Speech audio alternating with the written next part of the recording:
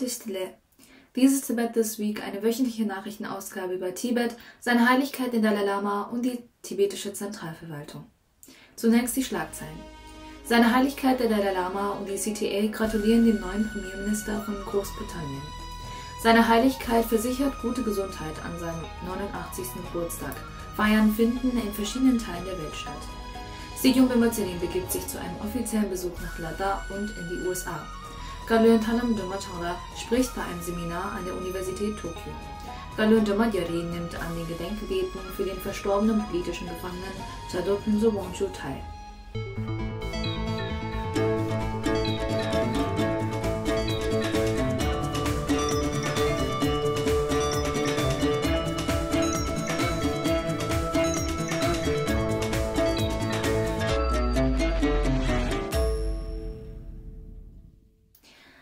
Seine Heiligkeit der Dalai Lama und Sigyong Bema Tseling haben an Sir Keir Starmer geschrieben, um ihm zum Sieg seiner Partei bei den jüngsten Wahlen und zu seiner Ernennung zum Premierminister des Vereinigten Königreichs zu gratulieren. In dem Brief schrieb seine Heiligkeit, die Welt stehe vor einer herausfordernden Zeit und das Vereinigte Königreich habe die Möglichkeit, einen bedeutenden Beitrag zu Frieden und Stabilität in unserer immer stärker voneinander abhängigen Welt zu leisten. Seine Heiligkeit dankte der Bevölkerung Großbritanniens für die langjährige Unterstützung des tibetischen Volkes und wünschte dem neuen Premierminister viel Erfolg bei der Erfüllung der Bestrebungen des britischen Volkes. Sigyong Bema Tseling, der die langen und einzigartigen historischen Beziehungen zwischen Tibet und dem Vereinigten Königreich seit dem 18. Jahrhundert würdigte, äußerte in seinem Schreiben seine Zuversicht, dass die tibetische Sache unter der Führung des neuen Premierministers erneut Aufmerksamkeit und Unterstützung finden werde. Anlässlich des 89. Geburtstages seiner Heiligkeit des Dalai Lama richtete seine Heiligkeit eine virtuelle Ansprache an alle und dankte für die Geburtstagsgrüße, die aus allen Teilen der Welt eintrafen. In dem Video sagte seine Heiligkeit, er sei jetzt fast 90 Jahre alt und fühle sich nicht ungesund, abgesehen von den leichten Beschwerden in seinem Bein nach seiner Knieoperation.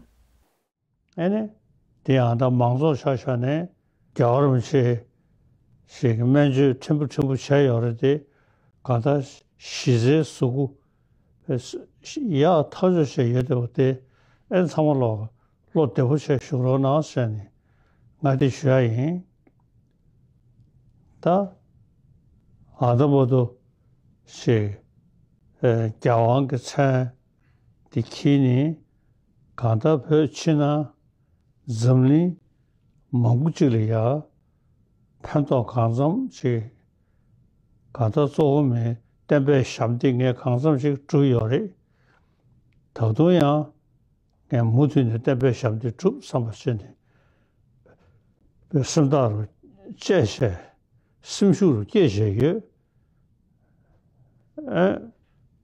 가라서 뱀이 제천랑 저거 가봐 여기는 삼월로기 아니 내야데 제가 드신데 정말에는 말로 자야다 디디 후다처럼 시시는 사이 Am 6. Juli, dem 89. Geburtstag seiner Heiligkeit des Dalai Lama, versammelten sich die Tibeter unter der Leitung der tibetischen Zentralverwaltung im Hof des Tsulakang, um das größte Fest der tibetischen Gemeinschaft gemeinsam zu begehen. Der Hauptgast, der ehrenwerte oberste Minister von Sikkim, Shri Prem Singh Tamang, und andere hochrangige Gäste gaben der Veranstaltung die Ehre. Dazu gehörten der Sprecher der Legislativversammlung von Sikkim, Nyingma Nobu Sherpa, Sri Tapir Gao, ein Mitglied der Lok Sabha, das den Wahlkreis Arunachal East vertritt, sowie mehrere andere hochrangige Beamte und Minister aus Sikkim. An der Veranstaltung nahm auch Budila Gabuche, stellvertretender Sprecher der Legislativversammlung von Ontario, Kanada, und Namgyel Kangshun Sang, Bürgermeister von Oedve am See, einer Gemeinde im Bezirk Meilen im Kanton Zürich in der Schweiz, teil. Nachdem Sigyong Bema Tseling und Sprecher Sonam Dempe die Erklärungen des Gasha bzw. des tibetischen Parlaments vorgetragen hatten, überbrachten die hochrangigen Gäste die besten Wünsche für seine Heiligkeit, den Dalai Lama, zu seinem 89. Geburtstag. I wish you a lovely Chunga. I wish His Holiness a very, very long life. I wish him a happy birthday and Pödyalo. But imagine a 24-year-old having this vision for his people in exile, and dedicating the next 65 years of his life to achieve it. We are products of his tireless work and his sacrifices. I am a product of his tireless work and sacrifice. We are all his legacy. We are here and we are who we are because of him. On the special occasions, we not only celebrate the birthday of Reverend spiritual leader, but also honor a man who has dedicated his life to the principle of peace, compassion, and understandings. His Holiness journey has been one of the rare, remarkable courage and unwavering commitment to the well-being of not only his people but also the greater good of humanity. I am deeply humbled that I am fortunate to announce such worthy offering upon His Holiness on this special day. I know that the people in Sikkim are filled with immense pride that today I stand here as their Chief Minister with immense faith upon His Holiness, wishing on his 89th birthday. Bei der Veranstaltung gab es lebhafte kulturelle Darbietungen tibetischer Schulen, regionaler tibetischer Vereinigungen in Dharamsala und des Tibetischen Instituts für Darstellende Künste sowie bedeutende literarische Eröffnungen.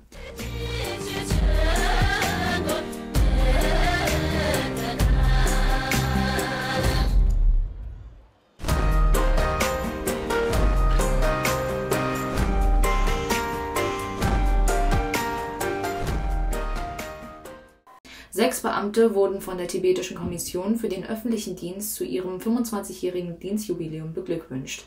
Außerdem wurden 2 Beamte für ihre besondere Verdienste mit Auszeichnungen geehrt. Wie jedes Jahr wird der Geburtstag seiner Heiligkeit des Dalai Lama von Tibetern und Tibet-Anhängern in aller Welt gefeiert. In den tibetischen Siedlungen in ganz Indien, in der tibetischen Diaspora-Gemeinschaft weltweit, in Schulen, Klöstern und Ämtern Tibets wurde unter der Leitung von Vertretern seiner Heiligkeit des Dalai Lama, die an diesem Tag lokale Regierungsbeamte und angesehene Gäste einluden, ausgelassen gefeiert. Außerdem pflanzten rund 250 Mitglieder der tibetischen Gemeinschaft in Dehradun an diesem Tag 3000 Setzlinge in ihrer Stadt. Und zum ersten Mal in der Geschichte wurde der Geburtstag seiner Heiligkeit von den Mongolen mit einer groß angelegten Veranstaltung gefeiert. Das von Delodolgo Rinpoche, dem Repräsentanten seiner Heiligkeit in Russland, der Mongolei und den Gosländern organisierte Festival des Mitgefühls wurde von über 600 Gästen besucht, darunter hochrangige religiöse Persönlichkeiten, ausländische Botschafter und andere angesehene Gäste in Ulaanbaatar. Am Montag dieser Woche nahm die Bildungsministerin der tibetischen Zentralverwaltung Talam Joma Changra an einem Seminar mit dem Titel Chinas koloniale Internate, ein böser Plan zur Auslöschung der Identität der nationalen Minderheiten auf dem Campus der Universität Tokyo Komaba teil und hielt eine Rede. Tibet House Japan und Save Tibet Network organisierten das Seminar in Zusammenarbeit mit der Minority Nationals Conference Minzoku Daihyo Kaigi. Ishii Mitsuko, ein Mitglied des Parlaments, das die japanische parlamentarische Unterstützungsgruppe für Tibet vertritt, brachte ihre Unterstützung für die gerechte Sache Tibets und anderer besetzter Völker zum Ausdruck. Die japanischen Parlamentarier werden sich dafür einsetzen, dass die chinesische Politik den Kindern der Minderheiten ihre Sprache und Kultur vorzuenthalten gestoppt wird. Bildungsministerin Talam Joma Changra sprach in ihrer Ansprache an die Schüler darüber, wie China seit der Besetzung Tibets im Jahre 1950 versucht hat und immer noch versucht, die tibetische Identität, Sprache und religiöse Kultur zu zerstören. Galön rief zur Solidarität auf und fordert die chinesische Regierung auf, diese Internate zu schließen und ihrer zerstörerischen und gefährlichen Politik sofort ein Ende zu setzen. Der Vertreter des Verbindungsbüros seiner Heiligkeit für Japan und Ostasien, Dr. Tsangyapo Arya, hielt einen kurzen Vortrag über die Art der chinesischen Kolonialinternate in Tibet und die Auswirkungen auf junge Kinder.